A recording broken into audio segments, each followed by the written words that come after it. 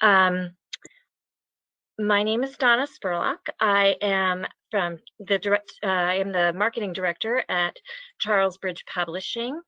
Um, and I wanted to share with you a few of the books from our Charlesbridge Teen list today. There we go. I can't get this right. So Charlesbridge Teen has been around for about 3 years now, and but the list is growing and getting stronger, and it's full of great stories about kids who are navigating the world that we're living in. So they're exciting stories and mainly contemporary stories. I'm going to also share a few of our notable backlist stories. So starting with the new and forthcoming titles, I have the third book in the Dark Matter trilogy series, Evolution. I should mention the reviews on this page are actually for the first book in the series, Contagion. This is a weirdly timely story about a virus that has been unleashed and it is about to cause a pandemic. There are three teens, Shay, Kai, and Cassie, who have been caught up in a mystery surrounding this virus. We start off in a lab that is hidden in an island off the Shetlands. And the virus is released and starts burning through Scotland, killing very fast with a very hot fever. But there are a few survivors, and namely our heroine Shay, and they're believed to be able to gain certain powers and evolution when they get better. She's able to read minds, but we find out in the second book, Deception, that this virus may have been a weapon of biological warfare set loose by a sort of cult called the multiverse. And in book number 3, it's a very exciting, fast-paced conclusion to this story. Shay had turned herself into the army so that she could, because she thought she was a carrier, but that lab where she is being kept has been attacked by the multiverse, and she escapes with the help of Alex Cross, who is the head of the multiverse and also the very hated stepfather of Shay's love interest, Kai. So in the conclusion, the three teens are separated. Cassie is actually the carrier, and she's trying to get back to Kai and Shay, but meanwhile spreading the virus. And meanwhile, the Alex Cross and the multiverse are trying to wipe out humanity so that a new race of evolved humans can take over the world. It's totally exciting, paranormal thriller. Like I said, it's a little bit close to home these days, but there is a bit of a paranormal element that makes it a little further away from what we're living in. Next up is, if I can make it go, Above All Else by Dana Allison Levy. This is a YA novel about two young teens. They're 18 years old, Rose and Tate. They and their families have been climbing mountains together for years, since Rose and Tate were young children. And it has been Rose's dream all along to climb the ultimate summit, Everest. And this year, it's their senior year, and they find a chance to make the trip to Nepal and join an expedition to climb Everest. Meanwhile, Rose's mother has just been diagnosed with MS, and she is no longer able to climb with her daughter. This was a dream that they had together. So Rose is disappointed, but also worried, and this worry is something that she can't get out of her mind. Tate, in the previous year, as they were climbing Mount Rainier as part of their training for Everest, Tate fell in a crevasse and almost died. And now he is suffering PTSD and doesn't really feel like he wants to make this climb. He has fear. Rose's mother is no longer able to make the trip, so Tate's father goes with them, and Tate and his father have a very rough relationship. Tate calls himself the master of disaster, because his father just lets him know that he just gets everything wrong.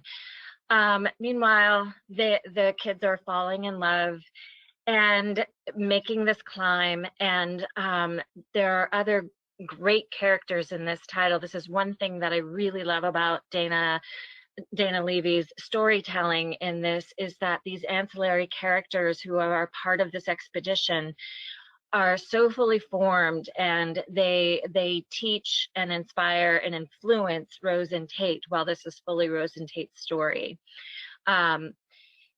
She also doesn't shy away from the reality of these expeditions to Everest, that the social and the ecological realities of Sherpas who work and often lose their lives helping privileged tourists climb to the top of Everest just to make money for their families.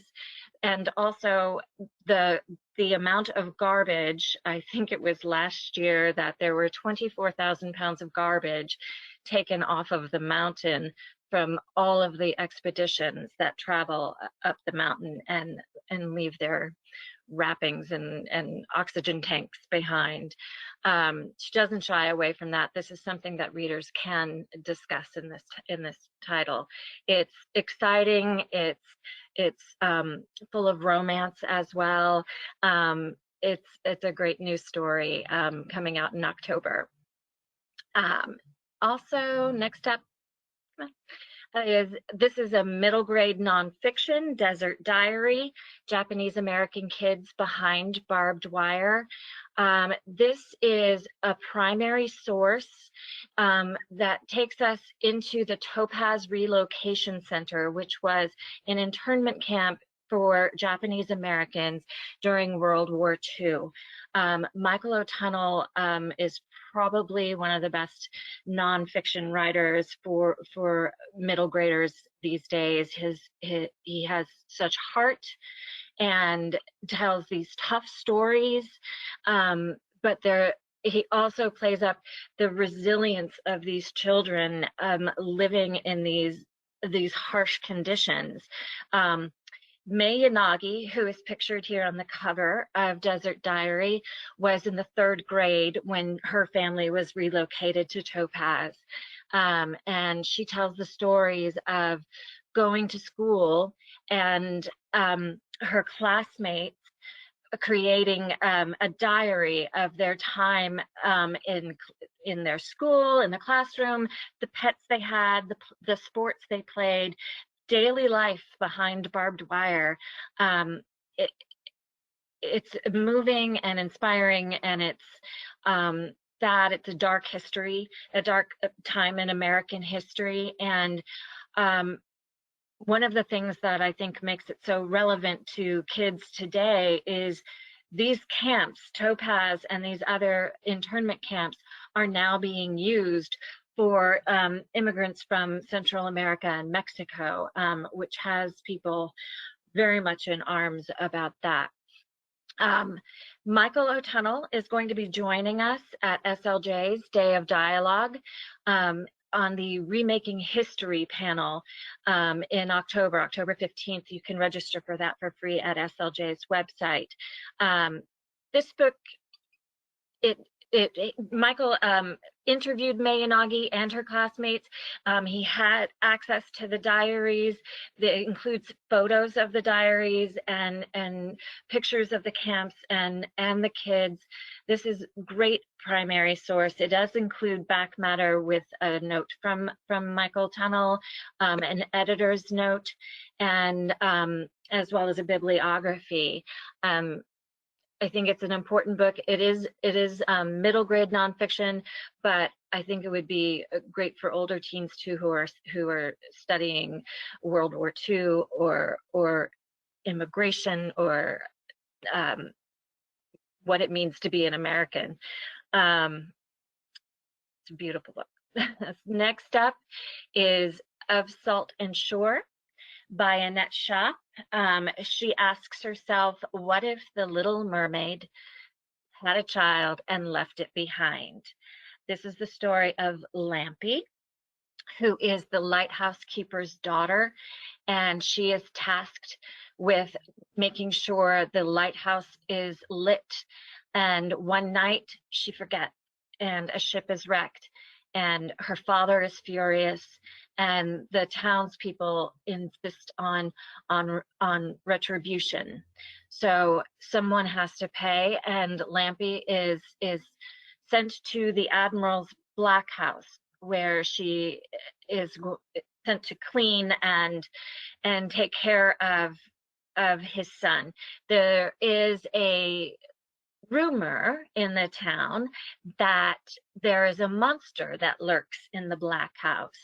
But what she finds is not a monster. It's the neglected son of the admiral. They become friends, and she calls him Fish. Now, the two of them run away. And so this is high adventure out on the seas, where they meet mermaids and pirates. And there's a little bit of Peter Pan in here and The Secret Garden. It's just very influenced by fairy tales. Annette Shaw is going to be joining us at a webinar on SLJ called Never Grow Up, in which she joins 3 other authors, Dutch authors, and this is co-sponsored by the Embassy of the Kingdom of the Netherlands, so that we can discover more Dutch books in translation. There's a real interesting approach to children's literature out of the Netherlands and out of Europe, and there's a darkness and to some of these stories, but in this one we discover both the light and the dark of fairy tales. Next up is a few backlist notables. First is Cursed. This is the autobiographical, semi-autobiographical debut novel by Carol Ruth Silverstein. It's the story of Ricky Bloom, who she's 14, and she has just been diagnosed with juvenile rheumatoid arthritis, like Carol was when she was 14.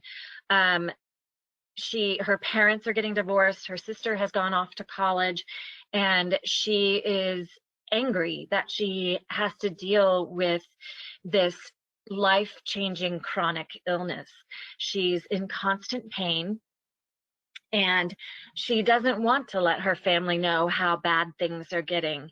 But meanwhile, she has to live with her father in his small apartment and sleep on his fold-out couch because it's closer to school, and her body is in constant pain from this, and she's angry, she curses a lot, she's skipping school a lot, she's about to fail out of the 9th grade, and then she realizes that she just can't let this happen, and she learns that that giving up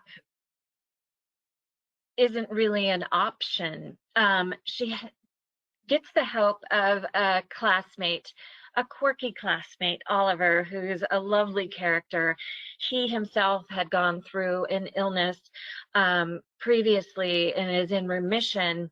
And so he's able to help her navigate this new life of pain and understand that it's okay to ask for help and to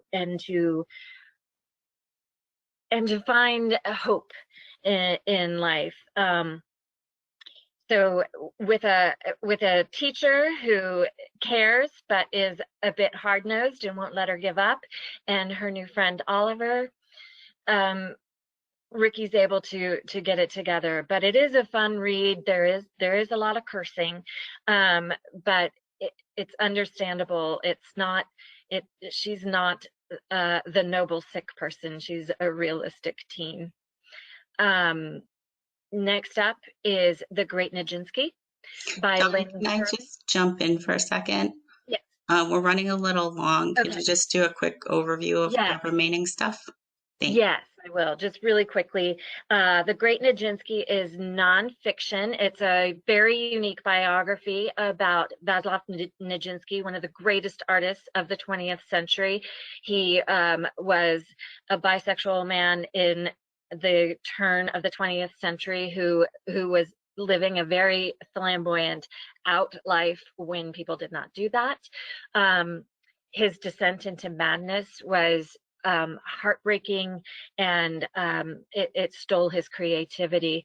It's a beautifully told story, and as you can see here with this illustration, Lynn Curley is a fine artist of high regard, and these are life-size paintings that he did almost 40 years ago, over 40 years ago, and he's been working on this story. He's been fascinated by Nijinsky since he learned about him and saw images of him back in the 70s. It was a YALS Excellence in Nonfiction Honor book. And the last book is Becoming Beatrice. This is a companion to Tammy Charles' debut novel, Like Vanessa.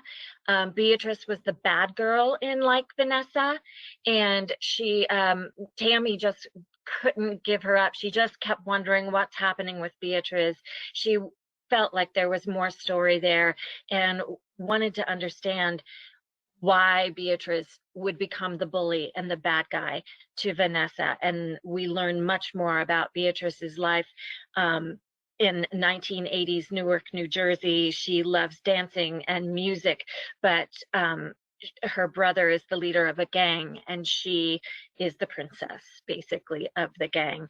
So now she's trapped in gang life, but really, really wants to get out and really wants to be a dancer and to become famous.